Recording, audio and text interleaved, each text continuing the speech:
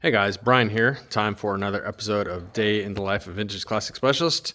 So happy Tuesday to everyone. Hope everyone's week is going well so far here after the long weekend. So today we're going to talk about the 74 Beetle again, and then we'll go into this one. I actually kind of kicked this project off today, and there's some other things going on around here as well. So why don't we go ahead and start with the 74 standard Beetle in beautiful Ravenna green, which to me should be called Ravenna yellow, but who knows. Anyway, so Rafa continued working on some wiring on this one today, and he installed and mostly wired the headlight switch and the emergency switch. So got that done. He started installing the speedometer cable, which you can see here. It's not hooked up to the speedometer yet, but it's there. And I think he went ahead and put the bulbs in the speedometer, the illumination bulbs and bulb holders. So yeah, just some little things like that. Rafa worked a little bit of a, well, I shouldn't say he worked a short day. He worked a full day, but first part of the day was picking up Wolfsburg West parts for this car and for the white car that we're doing the upholstery on, and actually finishing the build on as of yesterday. And so that was about an hour of his time this morning. And then not much to show you guys for this, but we had a customer drop off some bus vent wings yesterday off his 65 bus, I think, and you can't see because they're all wrapped up in cardboard, but he basically wanted his windows pressed into the frame with new seals. So Rafa took care of that this morning, so that killed about another hour. And so yeah, the remainder of the time that he had left, he got back on this beauty. As you can see, another thing that happened on it is its enormous taillights went on. I think some people call these elephant feet. It seems like a pretty good name for them. Kind of that shape and kind of that size. I'll bet like a young elephant probably has feet that big. These are just enormous. Look at that. It's like as big as my hand. Anyway, so yeah, those went on today too. So those were the main things that happened on the Ravenna green love bug here today. So continuing to march right along with this pup. So I did not accomplish a lot of actual wrenching today because I spent a lot of time this morning just trying to catch up on boring, running a business kind of stuff, and calling a lot of people, texting a lot of people who had sent in inquiries either through our website or emails or what have you. So if anyone watching this sends me a message through any of those means, please be patient. Sometimes it takes me like a week. Sometimes it takes me longer to get back to people. I do try and reply to every message I'm sent, again, via the various ways that you can get a hold of me. I try, but yeah, sometimes it may take a week, may take a couple weeks, but be patient. And if you haven't heard back, feel free to hit me up again. Don't take it as I'm ignoring you or anything. I get, and it's a good problem to have, guys, but I get a lot of inquiries at this shop.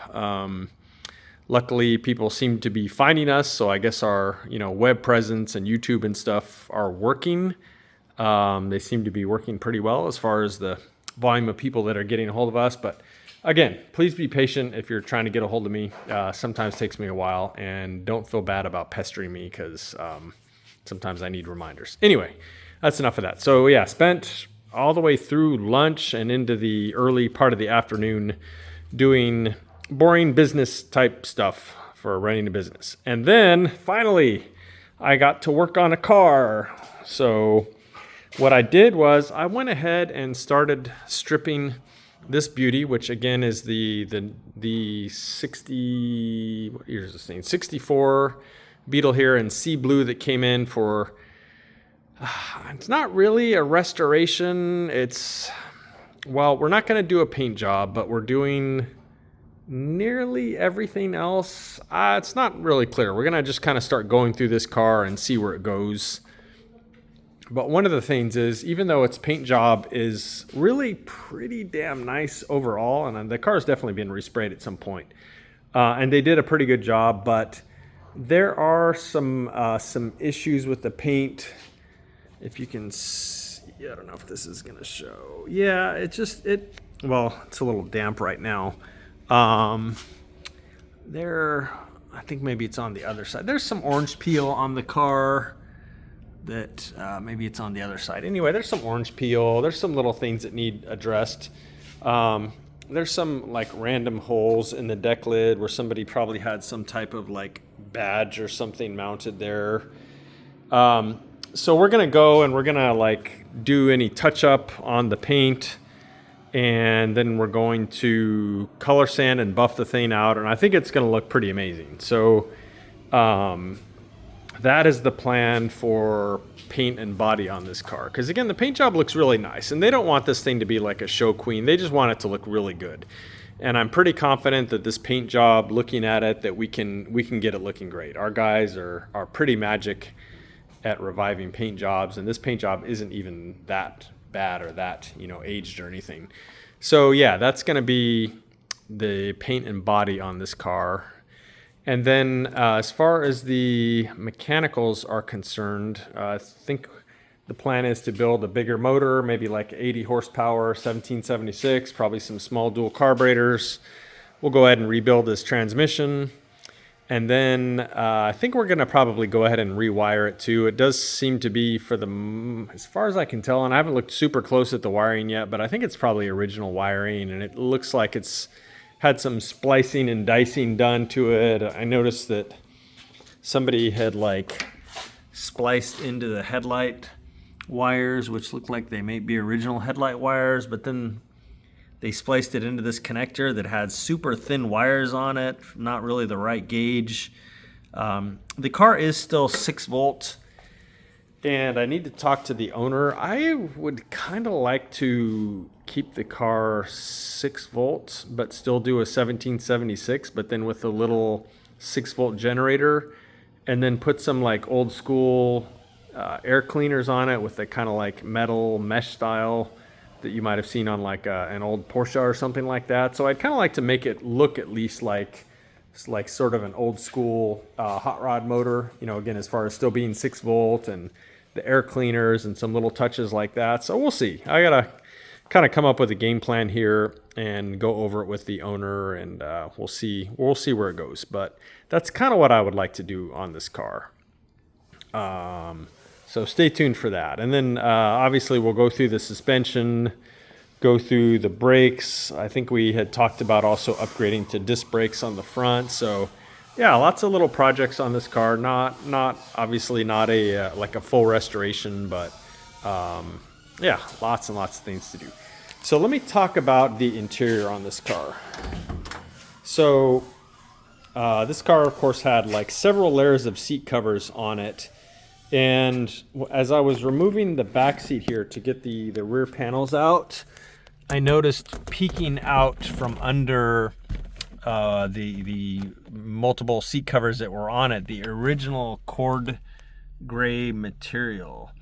This material is just amazingly beautiful, but unfortunately it seems to be impossible to get.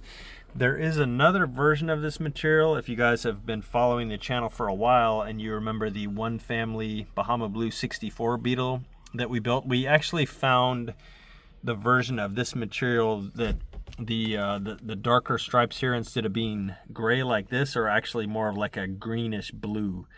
And that would really not look good in the sea blue car. So we can't use that one. And this one, which again is gray cord, does not seem to be available from the sources I've checked so far. I've got like one more source I want to check, but it looks like we're probably going to be out of luck.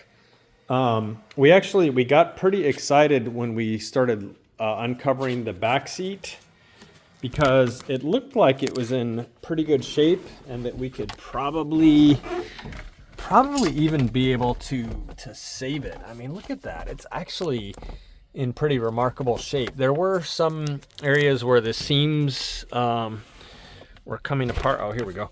Where the seams were kind of coming apart, that I felt like we could probably fix that. But my fear was that if the back seat had some issues like this, the front, particularly the driver's seat, was probably pretty wore, and that would be kind of explain why somebody put covers on this. And again, it actually had like 2 layers of covers over this original upholstery. So I think the car was probably driven a lot and had a lot of, you know, a lot of butt time on the seats, so to speak, which, you know, it takes its toll. So as I suspected, when I started uncovering the front driver's side seat, pretty immediately I saw that the original upholstery, it's in pretty bad shape. I don't think there's any way we can really save this, which is really a bummer. Again, I have one other place I'm going to check for this material, but I'm pretty sure it's going to prove impossible to get. In which case, we'll just go with like a plain gray, and it'll of course look amazing, but not going to be original to this particular car, at least. The other good news though is that I did pull off the door panels, and they look fairly amazing as far as like the vinyl and so on them. The wooden boards are pretty toast, but we can carefully peel the upholstery off and put them on new backing, new boards basically, and I think we can preserve those and use them, which will be really cool because they're actually in really beautiful shape. They're just dirty, need to be cleaned. So yeah, I mean, again, I was really hoping that we would somehow magically uncover really nice original upholstery under the seat covers, but does not look like it's going to happen. So we'll have to go to plan B or plan C with the seats. But yeah, that's how it goes sometimes. So yeah, other than that, you know, pulled off indicator lights and stuff like that. As you can see, the license plate light housing. Probably tomorrow I'll go ahead and pull off the bumpers and the running boards, and then maybe go ahead and have Rene, our paint and body guy, take a break from the crusty Ghia and go ahead and work on this one. I do need to take a taillight housing and get some paint matched up because, again, we do have some touch up to do on this car. So probably as soon as I get that paint, we'll go ahead and have Rene shift gears and work his magic on this car as kind of the next phase here. So that is it for today, guys. Appreciate you all watching. Thanks as always for all the comments and likes and thumbs up and all that good stuff. So hope everyone has a good rest of your Tuesday, and we'll see you again tomorrow.